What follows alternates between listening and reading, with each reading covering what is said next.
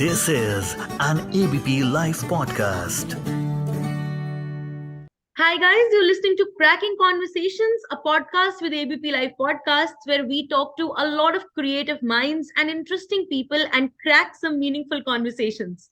And today our special guest for the day is Miss Himani Dalmia, who is an infant and child sleep specialist and also a novelist. I welcome Himani ma'am here on our podcast. Thank you, Niharika. I'm really excited to be here. Thank you for having me.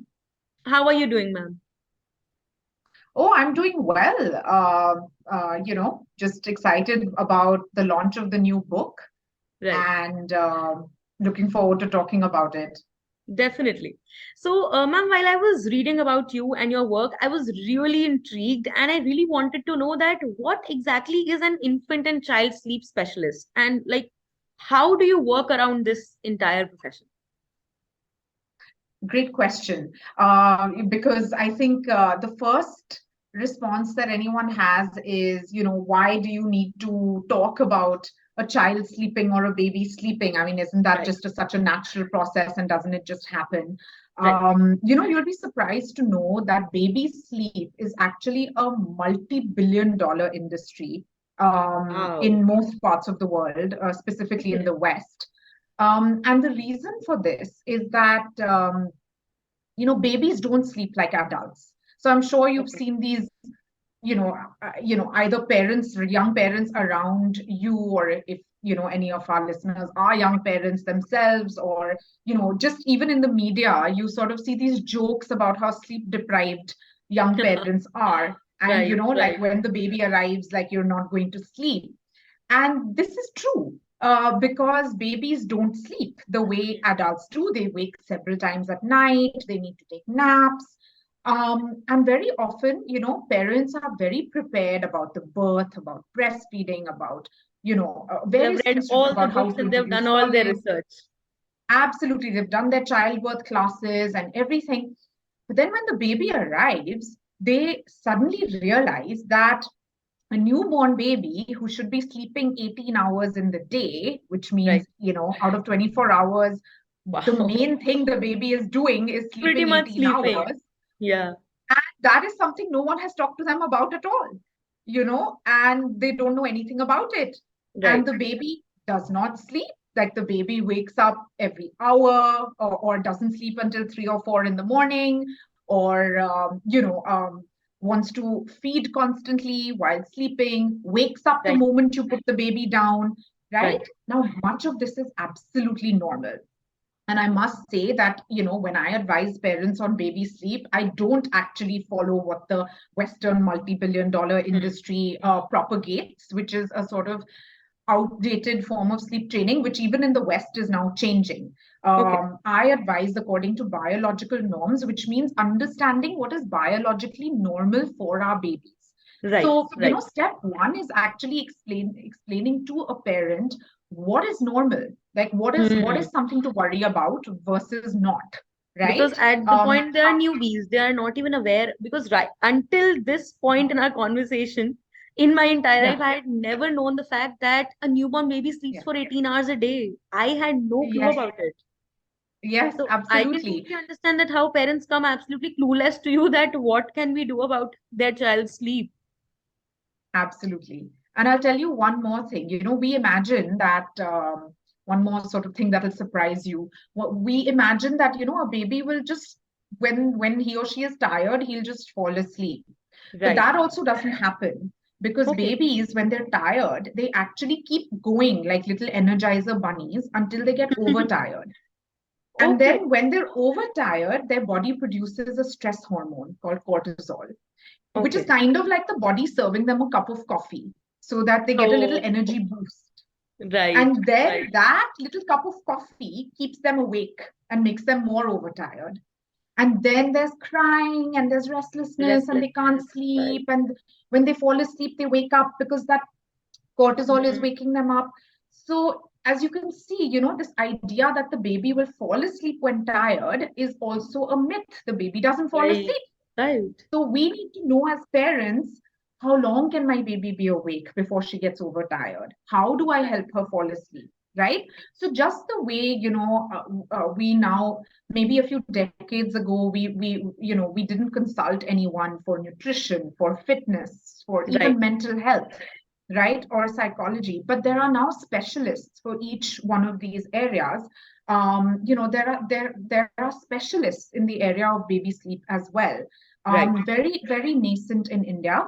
It's something that I developed a great interest in, and then along with my friend and also co-author of my book on baby sleep, Sleeping Like a Baby, Neha Bhatt, we co-founded a Facebook group called Gentle Baby Okay. Sleep India 7 years ago. Wow. And that group now has 65,000 members. It's completely organic. It's a peer-to-peer support group, non-commercial. The idea is just to help parents and get this information out there. Any parent of a 0 to 5 year old is welcome to join. Friends, parents invite their own friends. That's how the group grows. And it's run by a voluntary team of moms who are well read, well informed, experienced in this area, Right. including Neha and myself.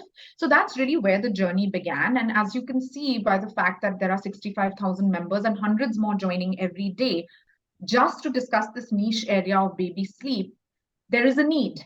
There is Right. obviously There is a something need, pulling definitely. those parents. Yeah. Right. I myself, according to the stories that I've heard from my parents, was a very cranky baby. I used to cry all night, not sleep at all. And every time when I used to get a lot of, there was a lot of crying and restlessness, my father used to make me sleep on his tummy. And the moment he used Mm. to put me down, I would start wailing again. So, Yeah. and now that I have a younger sister and my parents are well accustomed to the entire thing, now they know what they can do. But I'm sure that at that point, at 2 in the night, 3 in the night, you don't even know whom you can talk to or concern that why is my baby crying and why is she not Yeah. sleeping? So I Yeah. can't even No, imagine and I the have to say, importance how much your profession holds. no, thank you so much for seeing it, for recognizing it. And in fact, I have to say, your parents followed their instincts and they were actually correct, because babies need a lot of physical contact. And they Right. actually don't sleep if they're not in physical contact with Hmm. their parents. So that's also something that I often need to explain to parents, and that simply picking up your baby and holding your baby and letting your baby sleep on you Hmm. is actually a way of responding to their biological needs. Um, Okay. Okay. Now in our modern society, sometimes these concerns come up that, am I giving my baby a bad habit? Should I be putting my baby down? Or am I But babies coddling my don't baby form or habits. giving Yeah, them too much attention? yeah, but that's not true. Like, babies don't form habits, they have different needs. What a 1 month old needs is not what a 7 month old needs, is not what a Right, one right, year old needs, right? So at every exactly. stage, it someone like me would be able to explain to them, Hmm. this is what your 1 month old needs, and this is what a 7 month old needs, and this is normal, and this is Right. something you could work on, right? Like, so how to optimize the sleep for every age. That is very important. And that is where exactly your work comes in to tell new parents that what exactly you need to do and how exactly you need to be with your child. Right, absolutely. So, ma'am, you recently have written a book by the name of Thammi's Gift. And so, how did you transition? Like, as you mentioned, and as we talked about it, you're an infant and child sleep specialist. So, from being that to moving into becoming an author, because you've been one since quite some time, you've written another book as well. So, how did that Hmm. transition happen for you? I think I've always been a writer at heart. I think I've always been a writer and a reader at Right. heart. My educational background is completely in literature. Okay. My Right. BA was in English honors, English literature, and my master's at the University of Oxford was also in South Asian literature. Okay. Wow. So I think literature is my first love. Hmm. As a child, I was an avid reader. I've always read, and I did publish my first novel in 2009, Life is Perfect. It's just that, I think there are chapters in life as well. And Right. I was, Exactly. drawn into working in the family business for a few years, a foods Okay. company, which I also thoroughly enjoyed. I must say, it was creative in a completely different way. And then, with parenthood came again a new chapter. And, Definitely. so that's when initially, so all this work that we had done with the Facebook group, and Hmm. I had also studied baby sleep formally and got certified and done a lot of reading and, all this research we had done with the Facebook group. And Neha and I both being writers, Neha is an award-winning journalist. Okay. It just made sense to encapsulate all that information in a book, which is how Book. Sleeping Like a Baby was born. And, it was a sort of return to writing. Hmm. So for me, Thammi's gift was also a very natural process. But yes, this is the book. Right. It's a children's picture book. Hmm. So as you can see, it's not a novel or a Novel. Right. non-fiction book like a parenting book like Sleeping Like a Baby. It's a completely different genre. It's a children's picture book.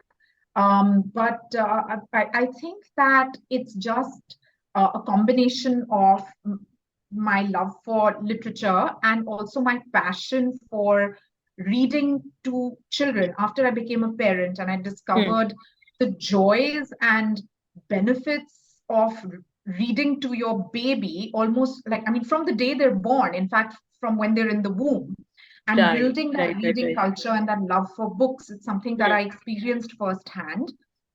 Um, and even my work as an infant and child sleep specialist, it involves understanding early childhood development. It's an Right. area of Exactly. early childhood development, and sleep links to so many cognitive functions, psychological functions, all of that to development in general.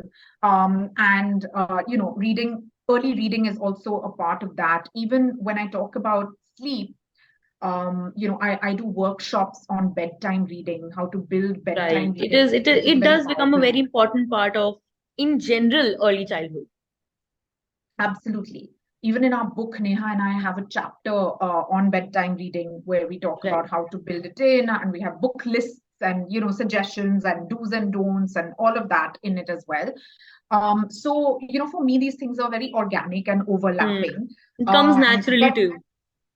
absolutely. The story for Thammi's Gift originated in an article that I wrote during the pandemic about Okay. our home library. There was an online publication, a well-known online publication that was doing a series on Okay. publishing and the pandemic. And Right. they asked me to write an article about our very unique home library. Hmm. My mother-in-law, who is the sort of inspiration for this book as well, Vandana Sen, she was a pioneering children's librarian. She Okay. created big, beautiful libraries in schools. For example, first at the American Embassy School in Delhi, where she worked for 30 years, and then other leading international schools after that. And she, for her, a library was like a playground. It was like Hmm. Disneyland. Like you walk into one of her libraries and it's like, there are puppets, there are masks, there are reading Wow. corners, reading nooks, like, there are, of course, It's a separate world shelves of and its shelves. own. Yeah, shelves and shelves of books. It's a world of imagination, Right. so, and she likes to, and she wants children to enter this fantasy world and be drawn to it and love books. And then she would have activities around books and all kinds of things. So Sounds so interesting. I mean, even though I am not a child anymore, but it sounds yeah, so interesting to me that even I feel like, venturing into yeah. such a place. So when we were pregnant with our first daughter, she asked us, what should I gift my first grandchild? The typical grandparent gifts are silver or gold or an Right, right, investment in right. the child's name. So my husband said to her that, we don't want any of that. We want you to build a library for your grandchild in our home. How So that's beautiful. what she did. She's built this library. I mean, it was of course a work in progress, and she started building this library, and unfortunately, we lost her very suddenly about Okay. 4 years ago.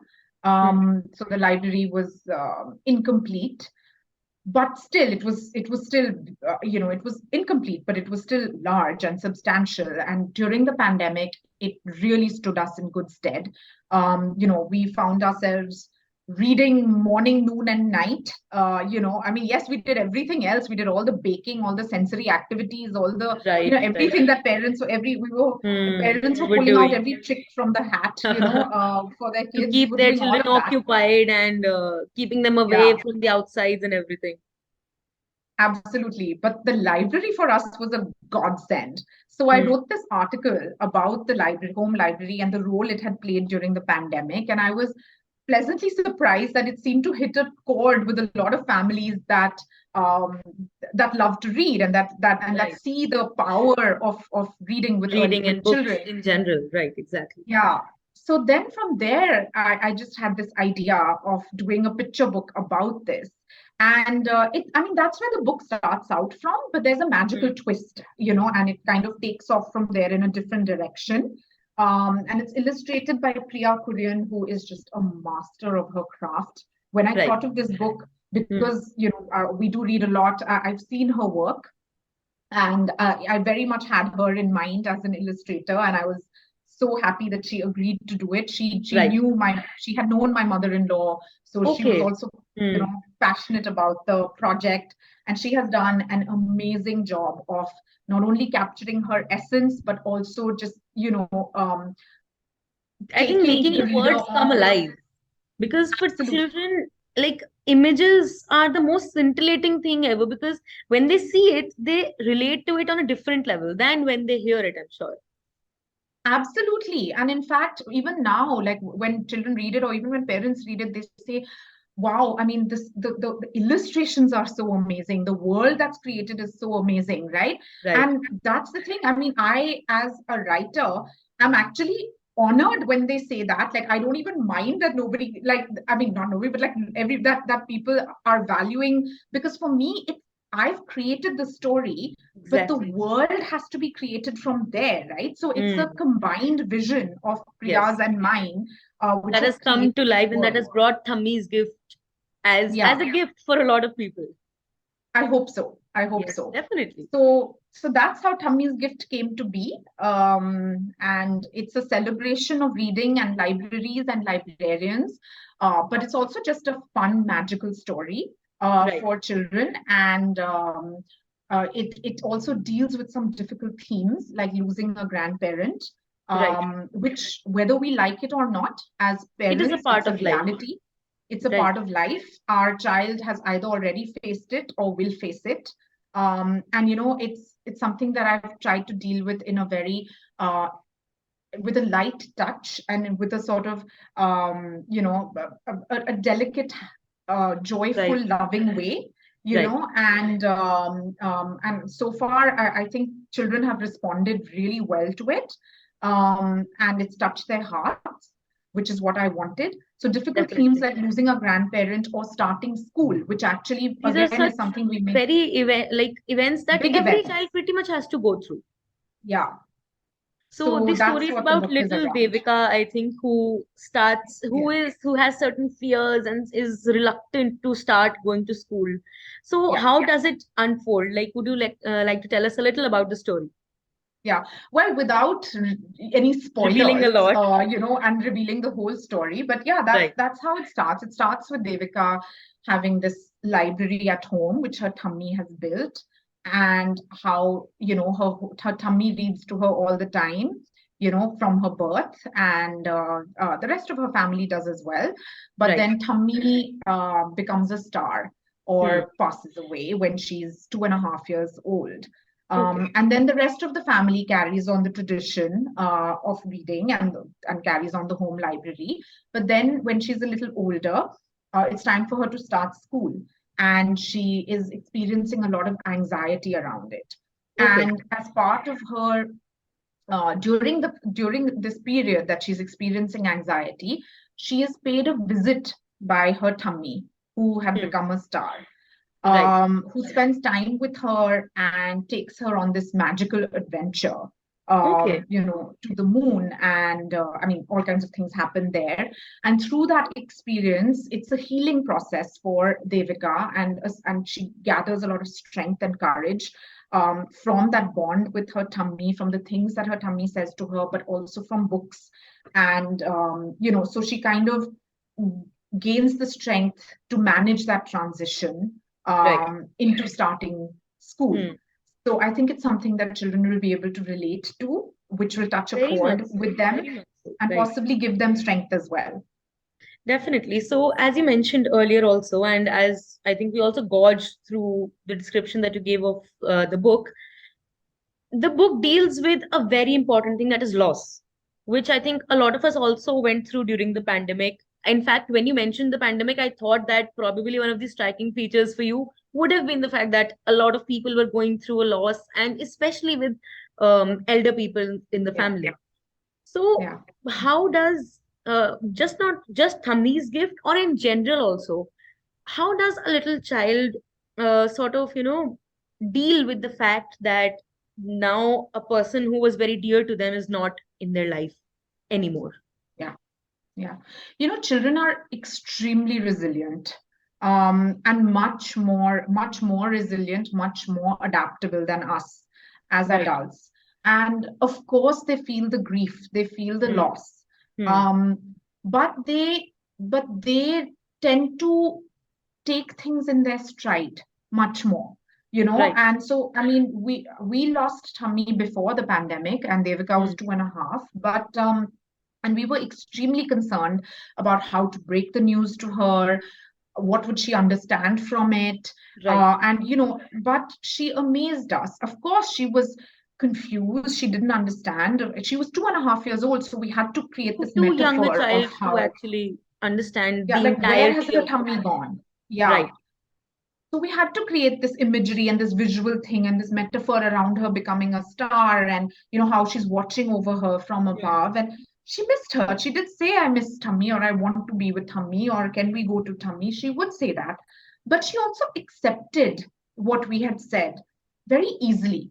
And she eventually, apart from bringing it up every now and then, and we always encouraged her to talk about it, we always empathized with her and Hmm. held her, and she knew we were sad as well. We sort of helped to process the grief as a family. But she, of course, was able to process it. And I remember a couple of years later, we had in my family home, we had a family pet who died, and she made a picture of him, and she said, he's gone to be with Tummy. He's become a star and he's gone to be with Tummy, and I'm sad about it, but he's with Tummy now. So it was very matter of fact. Right.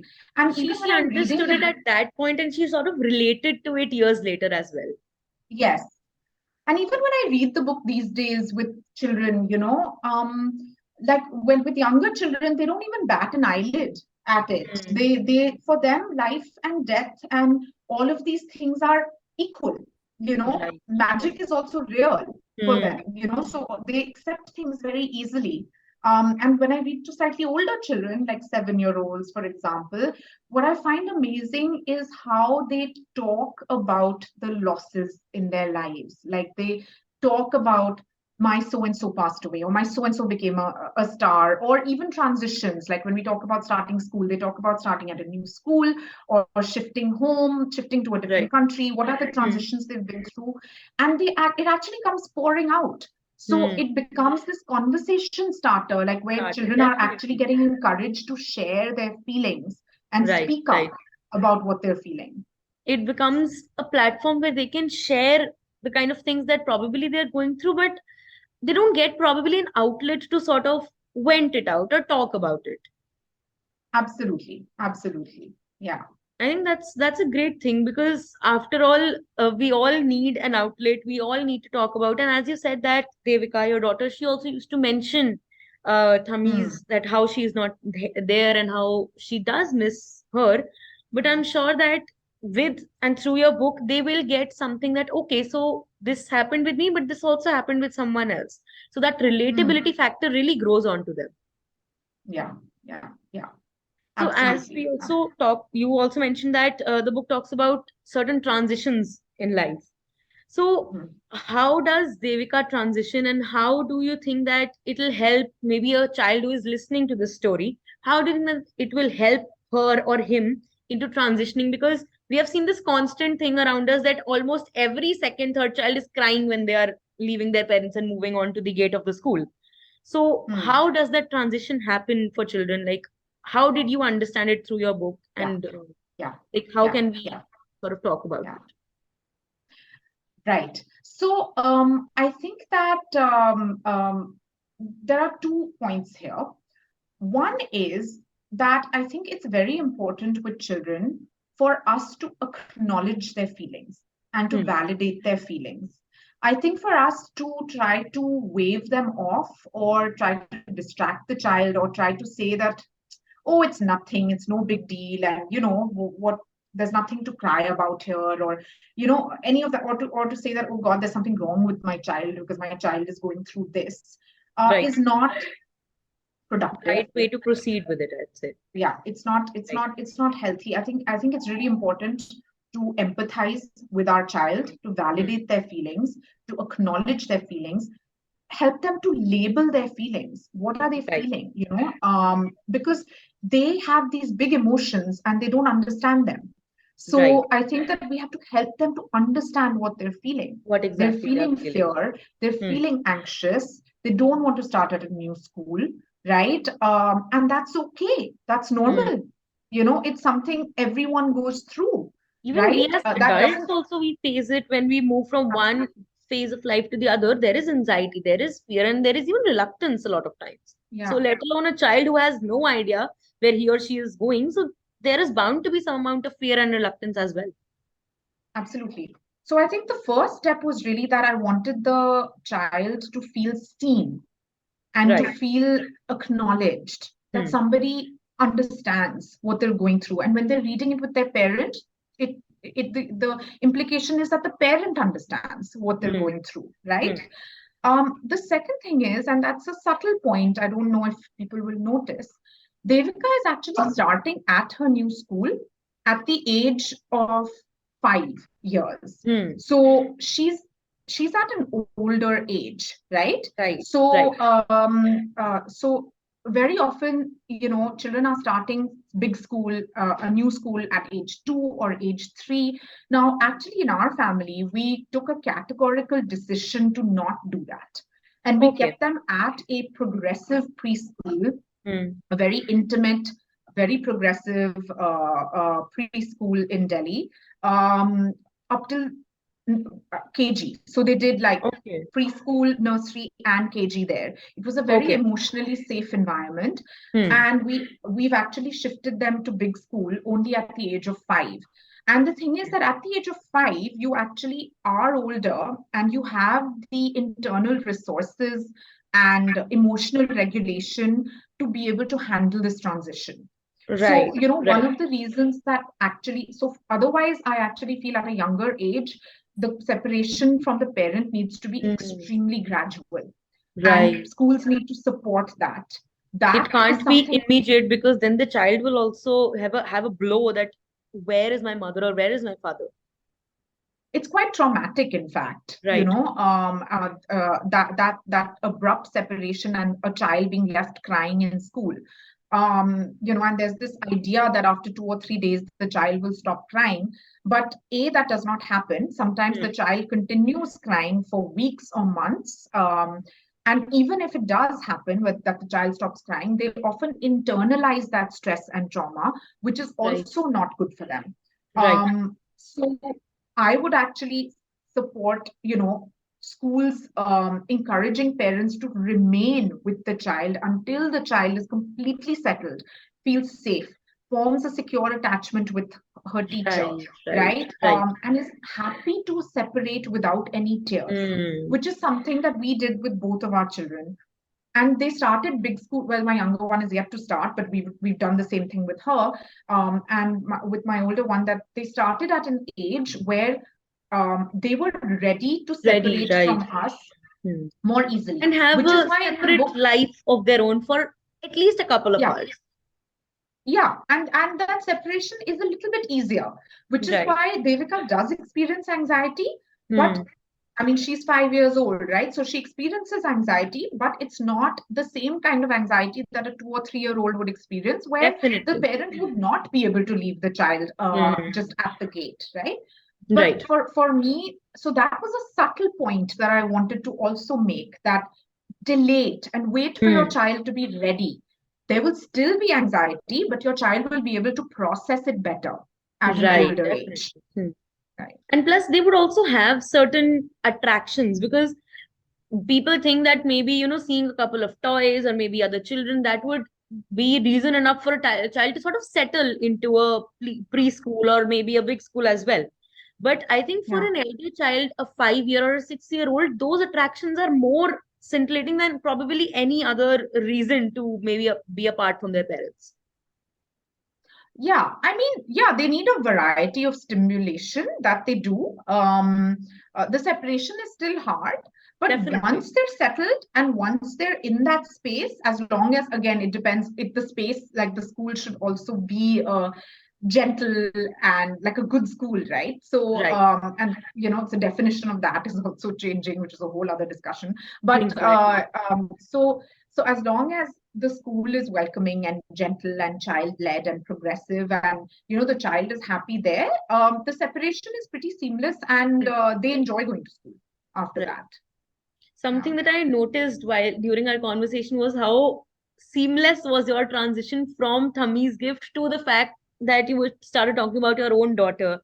I can just it gives me an understanding of how close Thammi's gift is to you and how close the entire story is to you. I think that's really beautiful. I felt that. Oh, thank you. Yes, a lot of it is based in truth.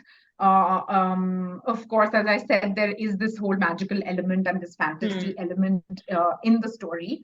So very often my daughter in school, because I've been visiting her school to read to the kids, and some of the kids have just read the book on their own. They all go and ask her, did this really happen? And Oh. she's like, Hmm. no, it didn't really happen. I mean, like, Hmm. do you think that my tummy actually came back and whisked me off on this magical adventure? No. So, in fact, it's led to some very interesting conversations in the classroom about fiction and non-fiction, and what is this Right. book? Is it fiction? Is it non-fiction? So, of course, there's a lot of truth in it, and a lot of the emotional core is Hmm. also very true. And I think that children have actually responded to that Right. very Definitely they well. do. Because Yeah. not only does it give them a belief in the fact that there is magic in life, but they also understand that there is magic, but only to certain limits. When Devika Yeah. tells them that no, my tummy didn't really come to me and didn't really take me on an adventure to the moon, they also understand that okay, so that is the difference Yeah. between story and reality, fiction and non-fiction. Yeah. So I think that Yeah. gives them a deeper understanding, probably something that you didn't, saw as a consequence coming, and Yeah. but still it is. Yeah. And it's something that wouldn't occur to a 4-year-old, and that's fine. Ah, exactly. That's the brilliance of picture books, Hmm. because a 3-year-old or a 4-year-old will take away something completely different from it, and a Yeah, 6, 7, 8-year-old will take away something completely different from it. different from it, And definitely. I've even heard from parents about how they have cried while reading the book, because they have thought of either their own parents or their grandparents, Right, and how it has exactly. helped them to find some kind of release and healing. So I think that it just speaks to every age in a different way. And I can It's a say the very same about subject. other After picture all, books that stories I are read. very subjective. Yeah, yeah, absolutely. Yeah. So, if now that we're talking about children these days and how lives are progressing these days, we have seen that lately parents also let their children watch YouTube videos and let them watch cartoons online, like at length. There is no time limit. Hmm. Many times they're feeding them while they're watching because that's the only moment when they're sitting and not running around in the entire house. So, Hmm. do you think that this is a good thing for children, or do you think that they should sort of be molded in a different way? Is screen time, so much screen time, good for them? Well, I think the obvious answer to that is that it's not good for them. Of course, I Right. mean, screen time doesn't need to be completely vilified, and it's not necessarily the enemy. And both constructive educational usage, as well as even just creative recreational use. There's some Hmm. amazing intelligent content out there as well, but it should be curated and Right. mediated by the parent. Hmm. But having said that, it's all it there are a few things to keep in mind. Firstly, the age. So, the recommendation is zero screen time before the age of 2 years, right? Okay. So there should not be a 1-year-old should not be holding an iPad, right? It's zero screen time till the Right. age of 2 years. And then gradually building it up to 1 hour a day at 5 years, right? Right. So that means that a 3-year-old would perhaps watch half an hour a day. I mean, it doesn't even need to be every day, but at a maximum. So, and then, as I said, that content should be chosen by the parent. It should be curated. It should not Right. just be random videos, right? And Mm-hmm. this random access to YouTube, for example. It should be curated. It should be mediated. The parent should talk to the child about what they're watching. It should not Right. be this Right. sort of, this thoughtless activity that Yeah. the child is doing. That they're just It should watching, not. going on watching anything and everything. It should be, there should Yeah, be, maybe there can be an educational factor to it. Maybe it can just be yeah, a fun cartoon, a child's cartoon. yeah. But as long as it's mediated, it's good to some Yeah. extent. No, I mean, there are some amazing cartoons. Like, even a lot of Disney content is really good. And even stuff like Peppa Pig or Paw Right. Patrol, or I mean, all that is fine as well. It's not Mm. that it has to be educational. It should just be high quality content, right? And Right. and Right. mediated by the parent. Hmm. No screen time for at least 2 hours before bedtime. That's really important as well, especially to me as a sleep specialist, right? So a few things to keep in mind like that. I think overall, I think it's important for children to have a rhythm to their day. I don't mean a strict hour-to-hour routine, but there has to be a rhythm, and Right. that a rhythm of what is the child doing through the day, right? And it has to be a mix of activities. Like, there's sensory stuff, there's art happening, there's music happening, There's some physical activity as well. physical activity, of course, lots of physical activity, right? Right. There's reading happening, and there has to be quality engaged time with the parent as Yeah, well, right? that's very important. Exactly. Yeah. Like, even reading, it's not like we just toss a book to our child and expect them to read. We have to No. sit with them, and we have to read, and we have to be a part of that experience with them, right? We Right. have to Right. play with them. We have to build with blocks with them, right? And that's Exactly. really how they cognitively grow. And that's how eventually independence comes, because it builds focus. When we're with them, they're calm, they're engaged, they're focused in their activity. And eventually, that is how that deep focus actually develops. Right. But having a rhythm to the day and having this variety of activities for the child to do means that the screen doesn't become this default. Exactly. And the only thing that they are doing, or the only thing that they're excited for during the day. Yeah. Right. Like, honestly, I mean, my children are as excited about like reading a bunch of books with me as they are about their screen time, right? So Right. it's just that the experience is so joyful for them and so interesting and so stimulating that That they are enjoy it. excited for both of them, either way. Right, absolutely. And And definitely, I think screen while eating is like extremely detrimental. I know, I mean, I have a toddler myself. I know how difficult it is, like, to keep them still. Right. I do sometimes, for example, read to them when they're eating, which again, technically, like, it should actually not be done, even that, because Eating they should be just eating and technically be nothing focused else. on their food, right? Right. And they should Right. experience food. But I have noticed times when they're restless, and I have felt that gives them a visual focus, and it's not as all-consuming as the screen, So it's Definitely. not something that sucks them in that way. So they are still engaging with their food. They are still registering. It's almost like a conversation, like a conversation on a dinner table, right? So it's a gray area that I sometimes. So I feel like for parents who are, for example, currently doing screen time, it's definitely a step in the right direction if you transition from screen time to reading books, and then from there you can go into conversation if you want, right? And just talking to your child. Right. Yeah, but I think screen time within limits, knowing the age of your child, curating the content, having a balance of activities in the day, including just free time for them, to decompress, to be bored, to run around with paper and pencil, just to create whatever they want to, but just having that balance in the day and that rhythm in the day. For sure. And ma'am, since you are a specialist, any advice that you would like to give to these new parents who right now are maybe directionless, maybe a little confused, or maybe don't know about the sleeping cycles and the sleeping patterns of the child? Anything that you would like to share for Well, it's definitely a very vast topic, which is why there's a book on it. But so I would say, honestly, take sleep seriously. them? Don't ignore it.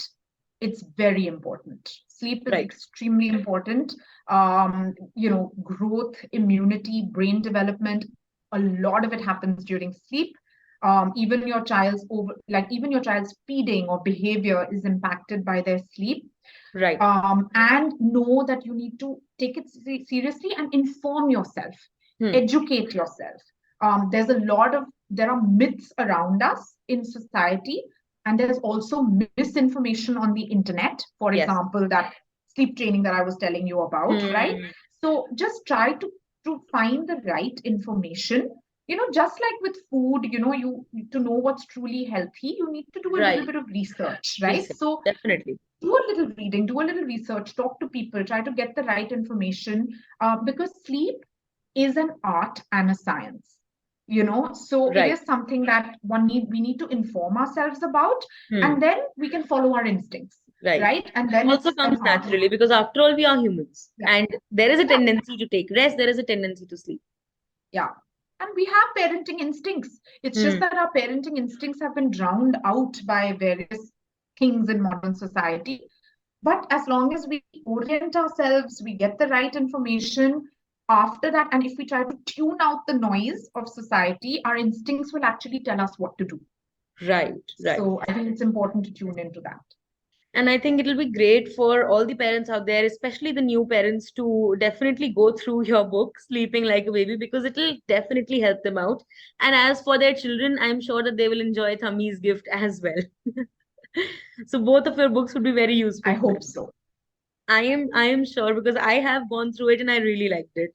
As an adult, as an adult. Oh, So as you mentioned in the beginning, okay. that it is something that reaches out Yeah. to people from all age groups. And I think that what makes it, an all-round book, I would say.